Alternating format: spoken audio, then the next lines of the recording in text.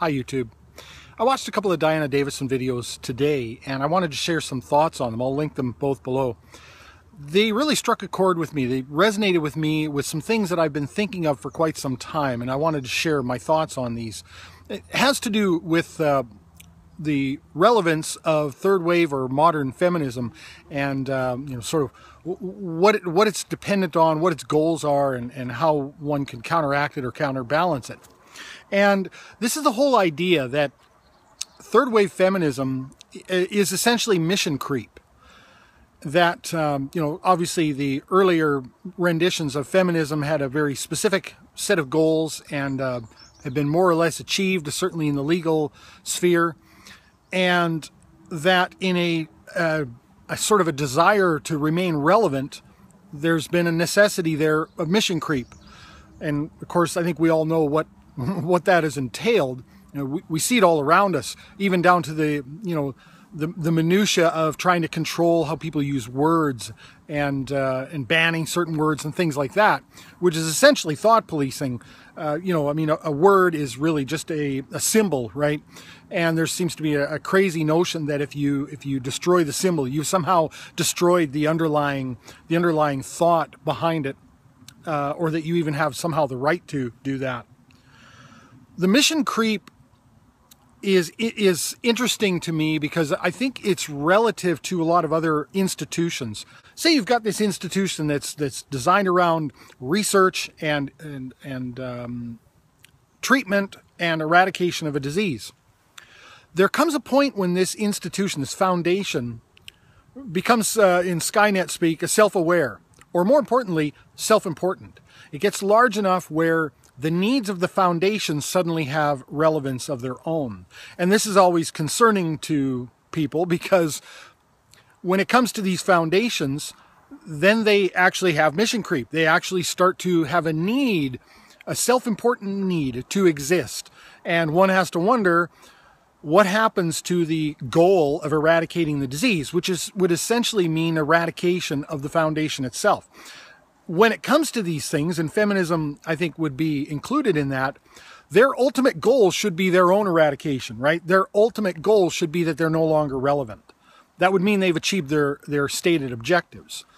Unfortunately, this often doesn't seem to be the case. Again, they become self-aware, they become self-important. Too many people's livelihoods depend on these things, etc., etc., and there's this mission creep.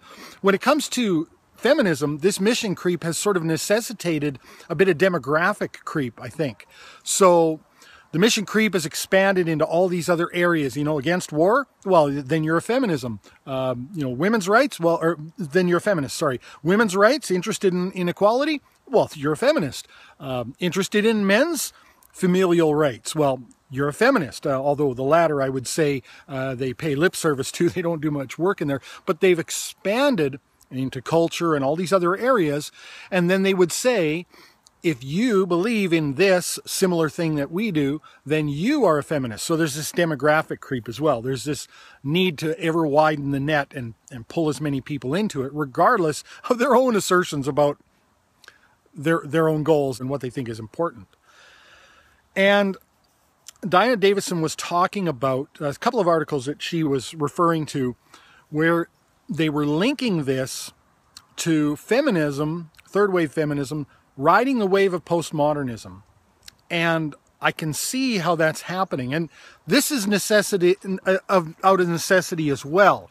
There's a need to stay relevant, but of course when rationality and empiricism aren't on your side, then you really have to find a new way to convince people and to stay relevant even within your own mind, I think. I think there's a little bit of cognitive dissonance at play here.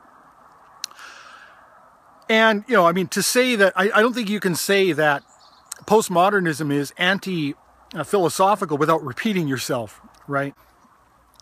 But you can see it. It's cloaked. It's the way they cloak their ideology to make it appear relevant. And a lot of different terms are used to sort of trump rationality and trump empiricism. So my lived experience is a good example of that. Or I'm speaking my truth. Now, there's a way to use those terms and still be rational and empirical.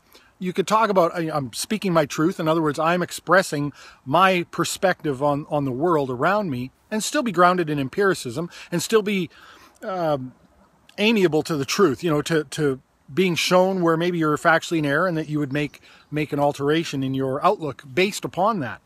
Or my lived experience as a way of just expressing the world as you see it through the things that have happened to you in your life. And again, still being at the whim of empiricism and being shown, well, this may be what you felt and this may be what you experienced, but here are the facts, and sort of saying, oh, okay, well, it was apparent to me this way, but obviously, that was my particular viewpoint at that time.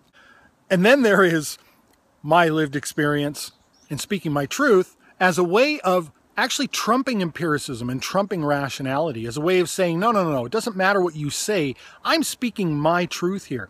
And if you watch some of the discussions, unfortunately, at a lot of different institutions of higher learning, this is actually the way these things go. My lived experience carries more weight than facts on the ground. My own dad was bipolar, and through the last bunch of years of his life, there were a lot of things where he was speaking his truth, and they had no basis in empirical evidence, right, or his lived experience. A lot of them had to do with my intentions, right? He was speaking his truth, that my intentions were thus, and I assure you my intentions were not anything of the sort. And obviously this is dangerous. So speaking your truth, I think the origin of it, or at least what would be probably the claimed origin of things like speaking my truth, is this idea that we should give people's feelings some validity. We should treat people, not validity, but we should be considerate of people's feelings. And if someone feels a certain way, we should engage them, and we should be compassionate and sort of sort through that with them. That feelings are important. Obviously, we all have feelings, and feelings are important. And somehow that has morphed into feelings are more important than truth. This is evidenced, I think, in a lot of cases of this idea of consent and rape and the presumption of innocence.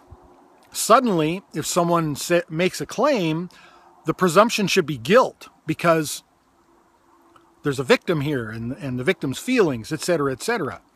Not having any sense for the fact that if the crime was actually not perpetrated, if the victim was incorrect, you've actually created a victim, right?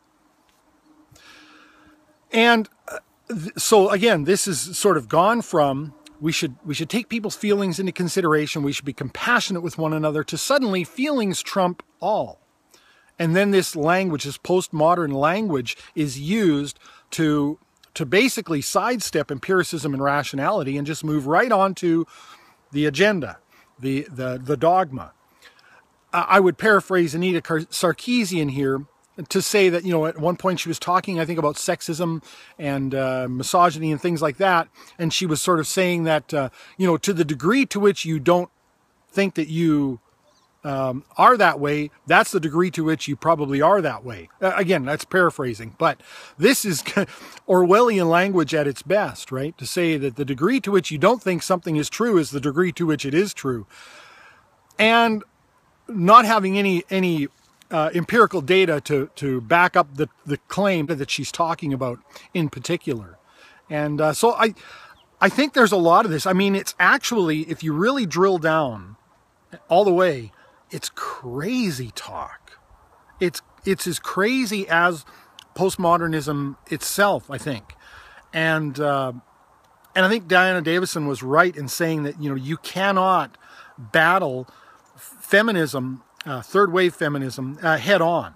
That you've got to at least have an awareness of what it's rooted in and how it is propagating itself through this postmodernist language. And I think you have to address that. And again, unfortunately, this stuff is all happening at institutions of higher learning, which is mind-boggling. But that's sort of where it's happening, I think, at the moment. I mean, obviously, there's a lot of grassroots stuff that's happening on YouTube and Twitter and other places. But where it has any sort of official relevance is in the institutions of higher learning, and that's a scary thing. And I think it does need to be battled probably on that front. I think battling feminism head on, third wave feminism again, is fraught with a bit of trouble, of course, because of the fact that it's going to be one of these things where if you say, you're against war, suddenly you hate the troops, right? And I think that's a real pitfall of battling feminism is, then there's going to be the misogynist comments coming your way that, the claims that you hate women and why do you hate women so much, et cetera, et cetera. But let me know what you think. Thanks for watching.